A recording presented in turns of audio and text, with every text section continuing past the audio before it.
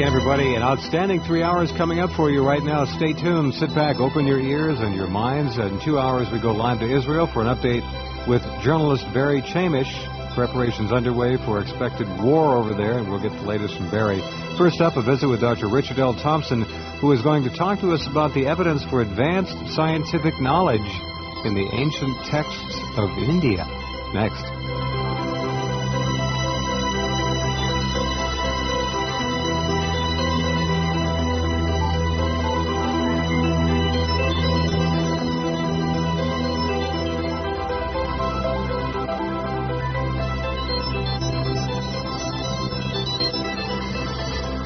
Okay, let's get going. I'm very happy and proud to have Dr. Richard L. Thompson on the program tonight. He is, of course, known to many of you as having co-authored, along with Michael Cremo, that classic book, which is must-reading and ought to be a textbook in every high school and college in the country, called Forbidden Archaeology, later updated to be called The Hidden History of the Human Race. I think you get the idea of what it deals with. And Dr. Thompson, it is a great pleasure to have you on the program. Are you there? Yes, I'm here. Can you hear me? I hear you loud and clear. Sound great. Sound like you're sitting next to me. Well, that's good. Yes. Well, I guess it's good. But let's hope so. The book, the new book, The Mysteries of the Sacred Universe. This book I am so glad to see because many people have written over the years and sent little snippets, Richard, of work here and there in progress and work done a long time ago, talking about ancient Sanskrit, ancient Indian texts, and alleged flying craft information that would almost imply that there were nuclear bombs. And then there was a story about 4 or 5 months ago, you may have seen it, that alleges there are some ruins of an ancient civilization, a city, perhaps, at least a city in India, which still contains evidence or actual radiation or radioactivity at very low levels over this area of ground, which was surmised by the author of this article to mean there may have been a nuclear weapon used. But in total, there is much to learn from studying ancient India, and your new book is really, I think, an essential tool in that. How long was it in the making? Well, it took about 3 years, although the original project of working on this book dates back to about 1976. So you got the ancient India bug a long time ago. Yeah. Mysteries of the Sacred Universe, subtitled The Cosmology. I'm going to let you pronounce it so I don't kick it around. Well, the cosmology of the Bhagavad Purana.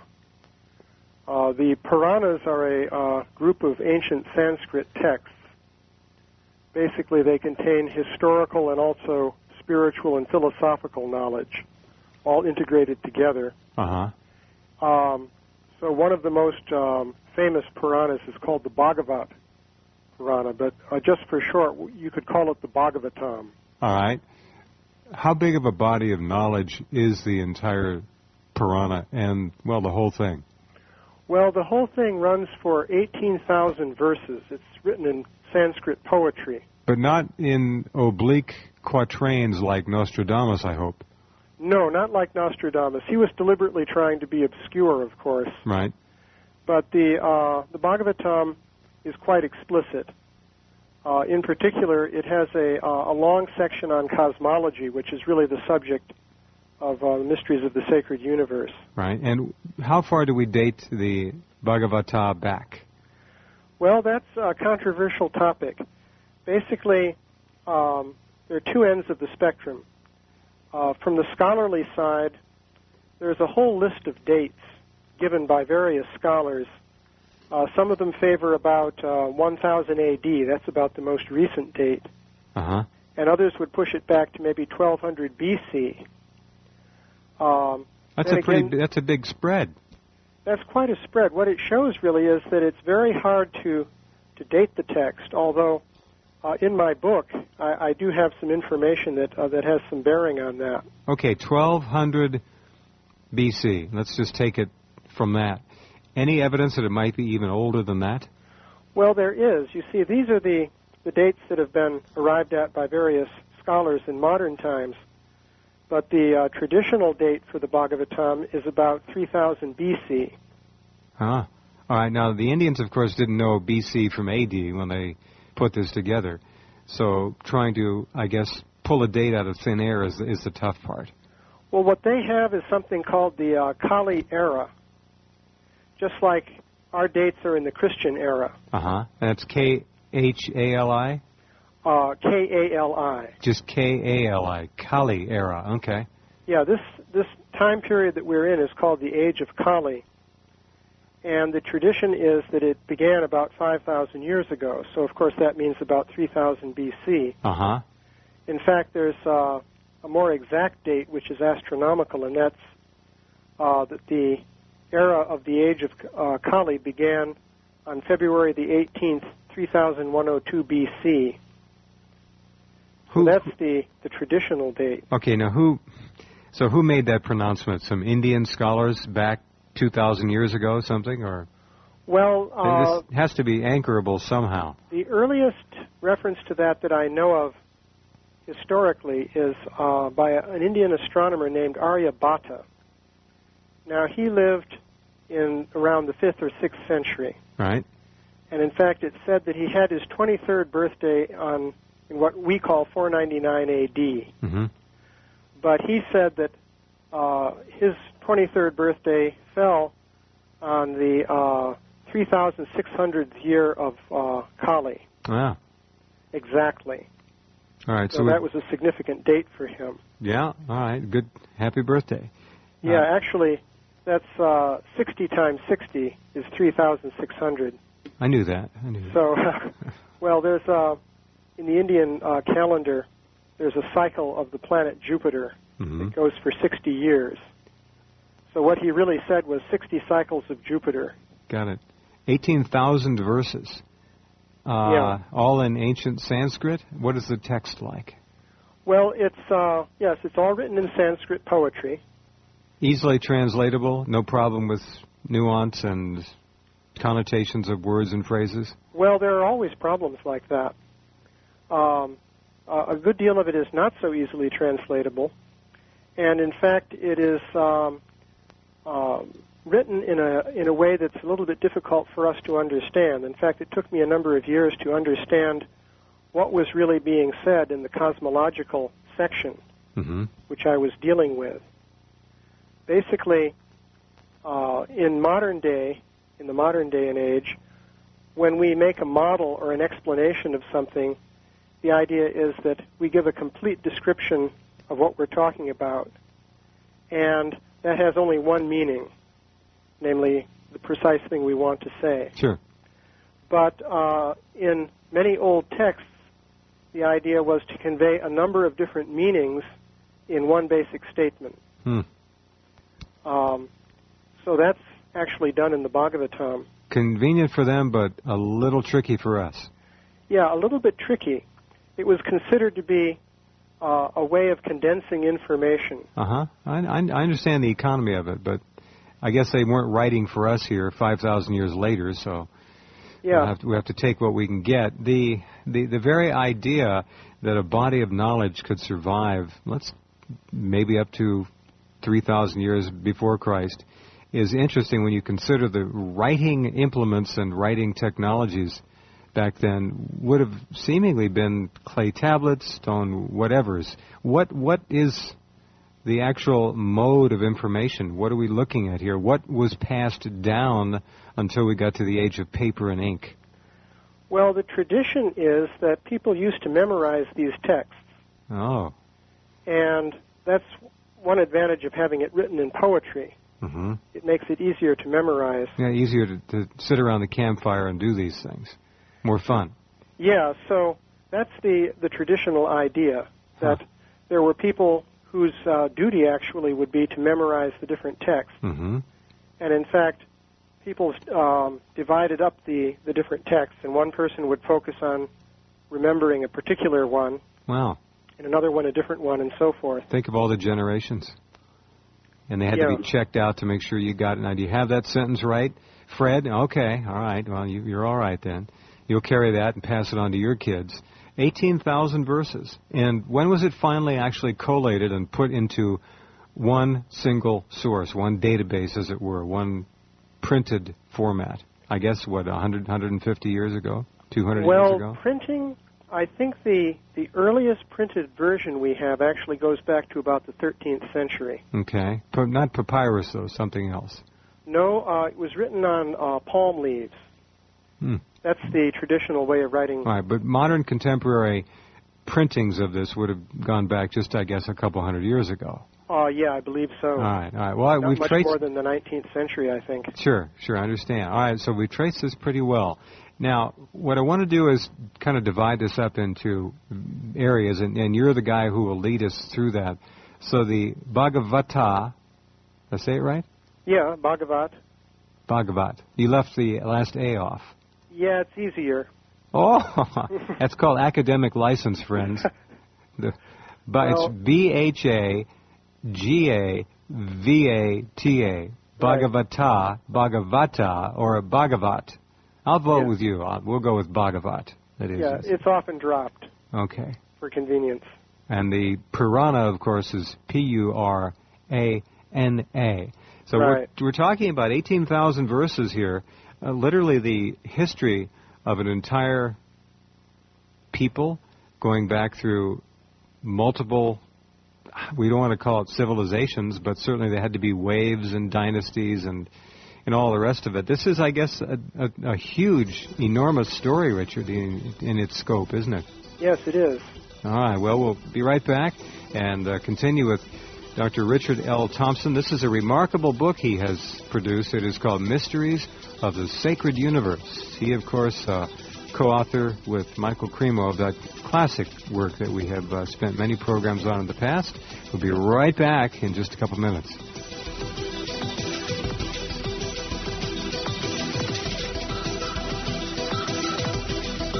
Stay tuned for more phenomenal talk with Jeff Rense.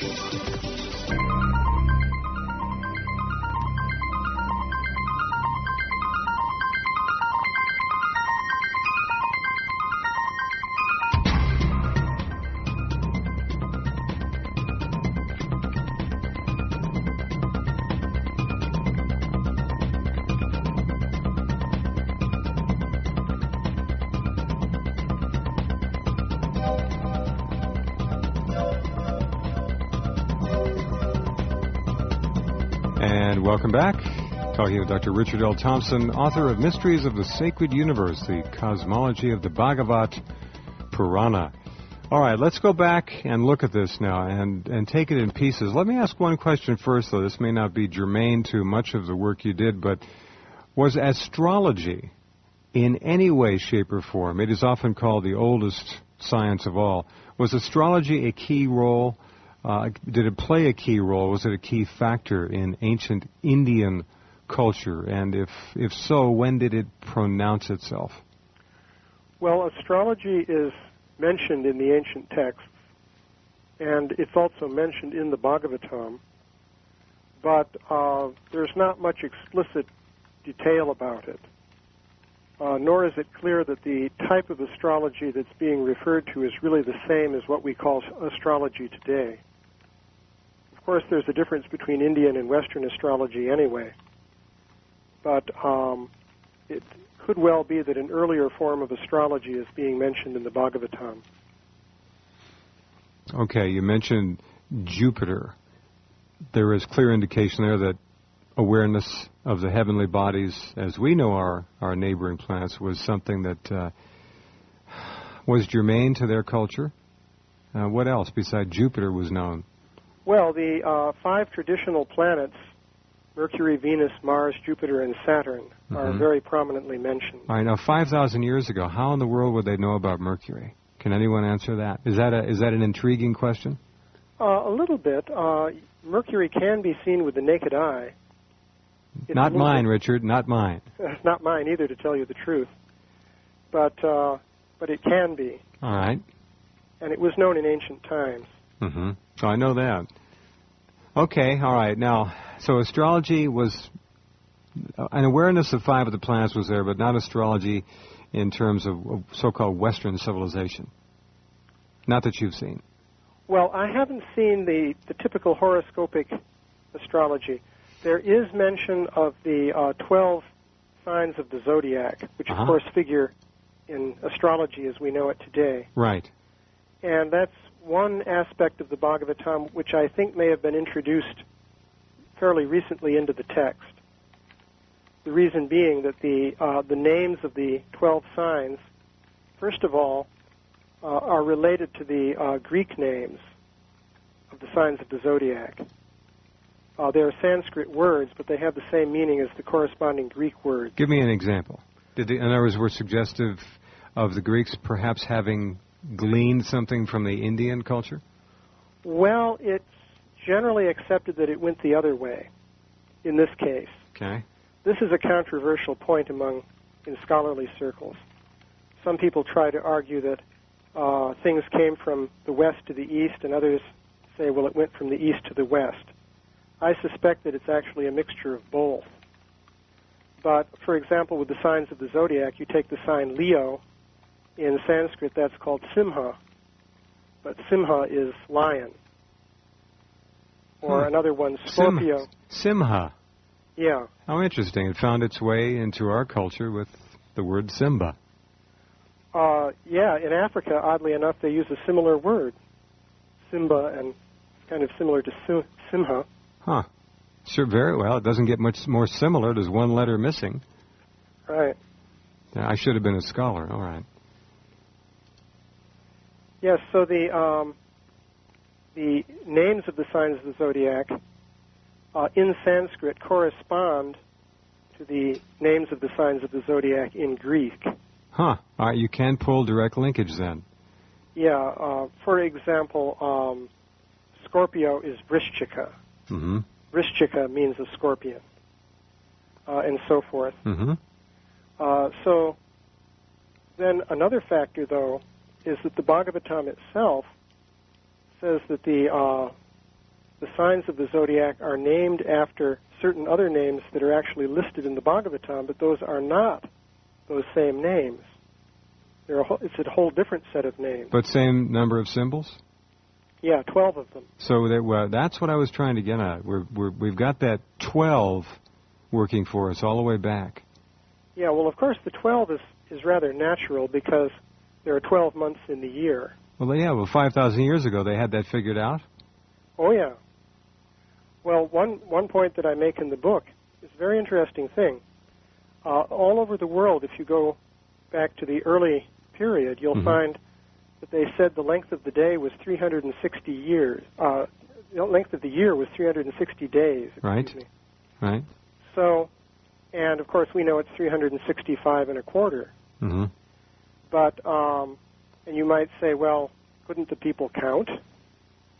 But actually, it turns out that there was a good astronomical reason, or a series of reasons, for using 360 days in the year. For example, if you look at the orbit of Jupiter, the orbit of Jupiter takes about 12 years. But if you make it a year of 360 days, then it's almost exactly 12 years. If you make it 365, it's very approximate. Fascinating. Very good. And again, if you take Saturn, the period of Saturn is about 30 years. And once again, if you make it years of 360 days, it's very precise. Interesting. Stand by, Richard. We'll pause, come right back, and continue talking about one of the most important books ever done on the issue of ancient Indian cosmology. Be right back in just a minute. Jeff Rense will be right back following these messages on the Talk Radio Network.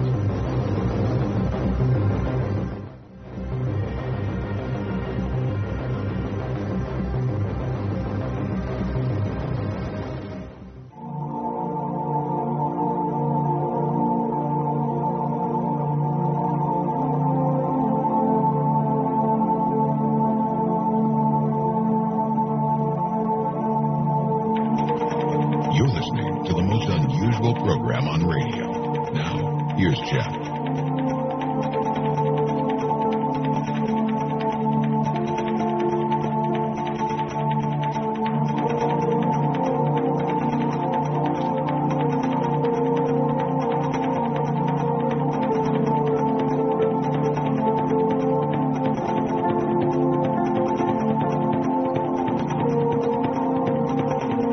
Hi, we're back with Dr. Richard L. Thompson. Richard, before we carry on with our discussion here, the work you did with Michael Cremo really was, I think, unprecedented at the time and remains to this day, I think, a benchmark piece of research and scholarship in the field of hidden archaeology.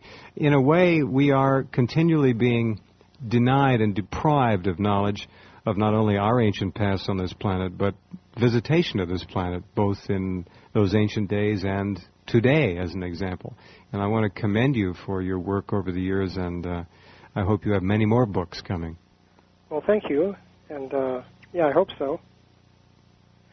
Oh, by the way, maybe I should mention, we have a website for Mysteries of the Sacred Universe called sacreduniverse.com. Sure, it's linked right under your name at the top of my homepage. If you're not online right now, sacreduniverse.com. That's a great name, and it's amazing to me, Richard, there are even any names left to get .coms for. It seems like everything's taken, but that's a good one. It was meant to be. Right. There are a lot of people doing, how shall we say, New Age and spiritual, metaphysical work, and that's a great one, Sacred Universe. So that's the name of the book, Mysteries of the Sacred Universe. Is it available at all the usual outlets now? Yes, it should be available. Amazon, Borders Books. Good. So forth. Good, all right. Okay, back to the task at hand, and that is to try to understand the scope and the breadth of knowledge that existed in ancient India 2, 3, 4, 5,000 years ago. So which area would you like to tackle first? Well, maybe I could tell the story of that 5,000 years. Well, you got about an hour and a half. We'll see how you do. Well, yeah, well, as I mentioned, the traditional date is February 18th, 3102 BC. Uh-huh. And there's a story behind that, as it turns out. That's the date for the beginning of the Kali Yuga, or the Kali era, in India. But you find the same date showing up in medieval Europe as the date for the flood, namely Noah's flood. Huh. So one might ask, well, how did that come about? One might also ask, are there references to a flood in these ancient Sanskrit texts? There are, but not at the beginning of Kali Yuga, curiously enough. All right.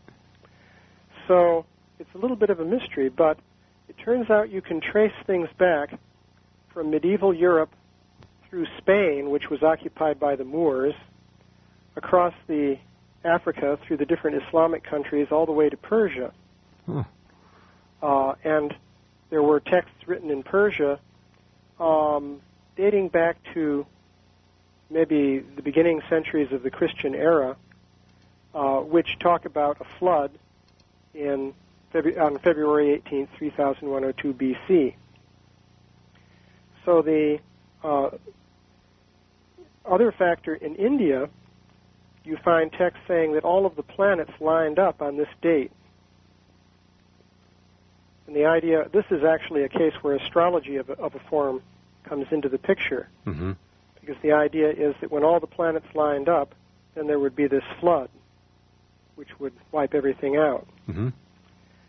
So scholars have argued that this date was calculated in the early centuries of the Christian era by Persian astrologers who were trying to find out when the flood occurred. And the idea is that they worked backwards looking for alignments of planets using the astronomical calculations that were available to them. And the story goes that they went back, actually going back by looking at conjunctions of Jupiter and Saturn, which occur about every 20 years. They would go back step by step looking for additional conjunctions of other planets until they found a date when all the planets lined up, and then they would conclude, well, that must be when the flood occurred. So that's the story as reconstructed in recent times by scholars. Okay, and that date, once again, February 8th. 18th. I beg your pardon, 18th, February 18th, 3102 BC. 102. And you've got an absolute lock on the same date in Europe. Yeah. Well, that's their theory as to how the date came about. Mm-hmm. Now, I mentioned Aryabhata previously. Right. Aryabhata, of course, mentions that date in his own way, saying that on his 23rd birthday it was 3,600 years since the beginning of Kali Yuga. Mm-hmm. And he says that the planets all lined up at that time. So the interesting thing is you can use a modern ephemeris program, that is a modern computer program that calculates the motion of the planets according to Newton's laws. And I used such a program, and I looked at each day from a period extending from 4000 BC up to 2000 AD. And I looked at all the alignments of the planets during that entire period. Uh-huh. And it turns out that if you make the calculations for every day during that period, which actually when I did it, my computer was a bit slower than the ones they have now, so it took all a week to do. But you find out that the planets never do line up exactly. But one of the three closest alignments in that entire 6,000-year period fell exactly on February 18th, 3102 BC, specifically at about 3 in the morning. The traditional date says it should be at midnight. So now there were two other dates also in which there were equally good alignments, but that's out of an entire period of 6,000 years for which I did the calculations. Pretty amazing. Were there any references to astronomical equipment, telescopes, things to view the heavens with back then? Well, you see, that's a curious thing because, of course, we have to ask when we're talking about. The whole idea of the scholarly argument is that the calculations that these astrologers used when they worked backwards were relatively crude, because the most famous system of astronomy existing in those days is what's called the astronomy of Ptolemy. Ptolemy was an Egyptian astronomer, lived in Alexandria about, let's say, 200 A.D. And he had a pretty good system of astrology, but at the same time, the errors in his calculations were considerable from the modern standpoint. Now, it turns out if you use his system and you try to calculate backwards, you won't get an alignment. Not close? On that date. Not even close? Not even close. But if you take Aryabhata's system, you do get an alignment.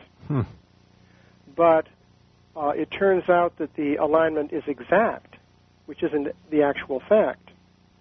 Well, what are the odds on that? Well, the odds are extremely small, so the indication is that Aryabhata knew the date, and he calculated the planetary motion so as to fit that date. Yep. All right, this is Logic. It's great research. The book is Mysteries of the Sacred Universe by Richard L. Thompson. And we'll be right back as we continue to plumb the depths of knowledge and science and technology of ancient India.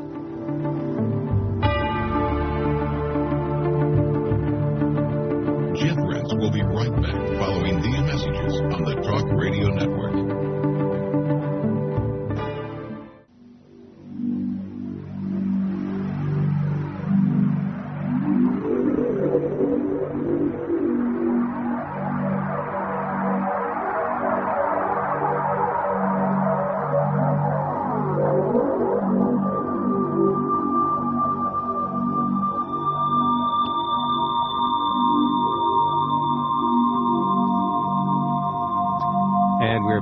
Glad you're here. Richard L. Thompson is my guest. Dr. Thompson's new book, Mysteries of the Sacred Universe, opens the door to things that many people have written about in bits and pieces, but he's been working on this, as you heard, since literally, 25 years now. From the flat Earth to the sun's chariot, Traditional spiritual texts often seem wedded to outmoded cosmologies that show at best the scientific limitations of their particular authors. The Bhagavad Purana, one of the classical scriptures of Hinduism, seems at first glance to be no exception to that. However, a closer examination of this text reveals unexpected depths of knowledge in ancient cosmology, and we're talking about that tonight with the author, Richard Thompson. Okay, we touched on astronomy a bit, and the indications are quite clearly that somebody knew something with great certainty and exactitude at an ancient point. Yes, because just to finish the point of that story about the 3102 date, the calculating backwards, if you have somewhat crude astronomy, you can show that if you go back that far, you're likely to be off within plus or minus a couple of years, given the kinds of errors that they had in their parameters. Sure. But they hit the date exactly, right to the day, which is highly improbable. So the point then would be that they couldn't have been calculating backwards. Either the date was known historically and was passed down from an earlier time by historical transmission, or if someone did calculate backwards to find it, they had to have a more accurate form of astronomy. I got it. Still amazes me people can figure out where Mercury was 3,000, 4,000, 5,000 years ago, but I understand it's been done. 18,000 verses, all of them translated, I assume. And how many have you read? Did you plow your way through all of them? Oh, yeah, I've read the whole thing. It's been translated into English. Oh, nice. Probably be up on the net pretty soon, too, in a downloadable book format, if nothing else. Right.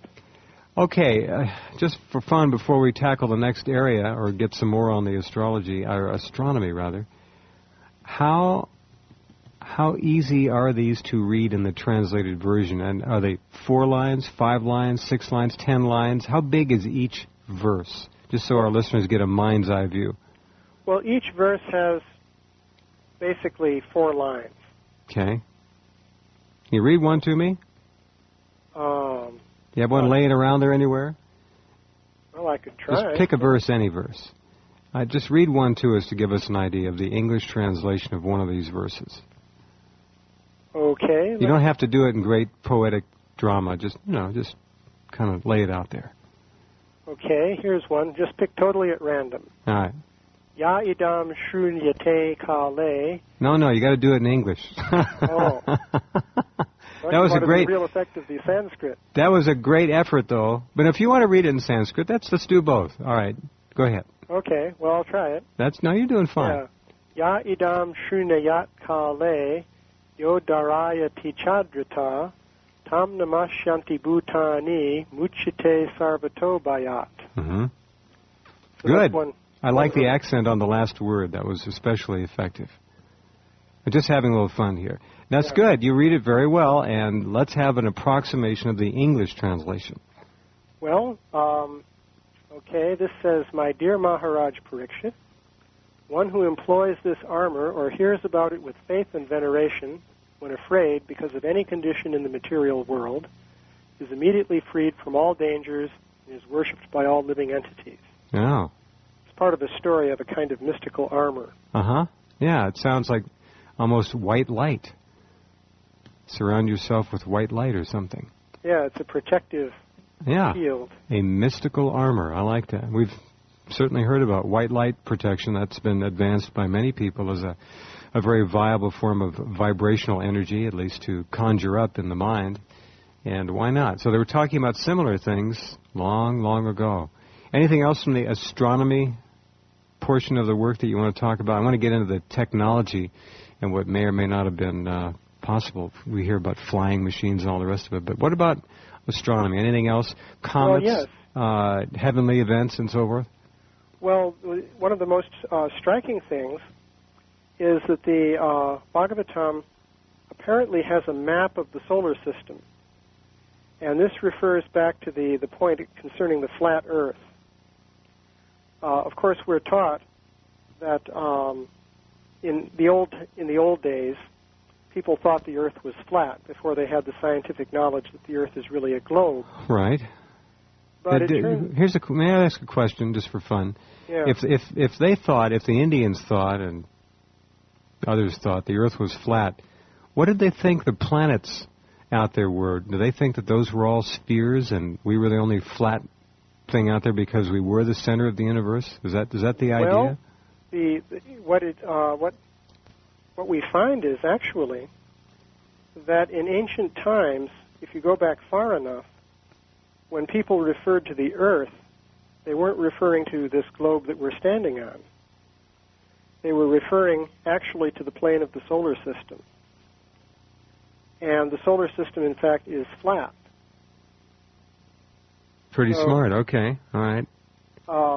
This is a point that was originally made by two scholars, Giorgio de Santillana and Hertha von Deckend, in a book called Hamlet's Mill. It's a very potentially profound observation that the Earth, the flatness of the Earth didn't necessarily relate to the flatness of this physical planet, but the plane of the solar system. Yeah. Basically, the way the sky was sort of divided up in ancient times was there's an important term called the ecliptic. If you consider the Earth at the center as fixed, then the sun is going around the Earth relative to the Earth, which is how we actually see it moving. And if you were able to see the motion of the sun against the stars, of course, because the sun is so bright, you have to use calculation to find out where it is against the starry background. But if you could see it moving against the stars, you'd see the sun moving around in a huge circle that completes itself after 1 year. And that is called the ecliptic. And the signs of the zodiac are distributed along that circle. So in the ancient times, the sky was divided up into, first of all, that circle was known as the Earth. And to the north of that circle, that was considered up or above. So that was considered to be the heavens. And below that circle were the lower worlds and an ocean. So, of course, obviously you just see stars in all directions, but that's how the heavens were divided up. So the flat Earth is actually the plane of the ecliptic. I thoroughly understand. We're finding out now also from the marvelous work of Dr. James Spottiswoode that there is a sidereal time in which there is a plane that the entire galaxy has. If we line up with it, it encourages and enhances remote viewing and psychic phenomena, psychic abilities, and when that angle is off, the numbers of valid psi events in the laboratory, and this is from years of testing, virtually fall off to next to nothing. So it's very interesting. Planes and this whole idea of realizing that the solar system was basically had a flat plane to it is really, when you think about it, that's amazing. Yeah. I know you have thought about it, and it is amazing. And it's all in your book, which is again a welcome addition to us trying to understand what the ancient Indians knew and didn't know. Mysteries of the Sacred Universe is the book. Robert Bauval said of this book, gripping, scholarly, and groundbreaking. Mysteries of the Sacred Universe deserves to be widely read and discussed. And indeed it does. So stand by, Richard, if you will. Are you all right there? All right, we got about 5 or 6 minutes. You can go get a glass of water, whatever. We'll be right back. And rejoin all of you out there listening as well. I'm Jeff Rense, 6 nights a week, 3 hours a night, coast to coast. And our website, of course, at rense.com. News stories going up around the clock. And for any of you who are missing our welcome message, go read the welcome message and don't write. And if we have something posted up there that you take offense to, don't assume that means either myself, my webmaster, or any of our sponsors endorse that. This is a news service. No, we don't agree with every one of the 13,000 stories on the website. We put them up there for you to read and for you to make your decision. All right, we'll be back in just a few minutes. See you then.